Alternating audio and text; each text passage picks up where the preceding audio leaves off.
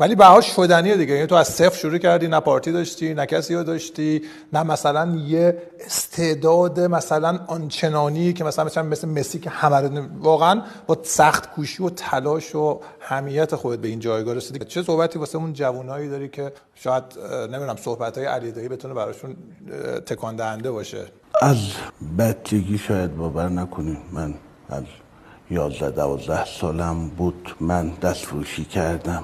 3 ماه تابستون دستفروشی کردم. هزینه 9 ماه درس خوندن رو پیدا کردم. من خیلی افتخار میکنم رو پای خودم بودم. آدم هم میتونه کار بکنه، هم میتونه درسشو بخونه، بهترین دانشگاه بره، هم میتونه فوتبالیست ورزشکار باشه.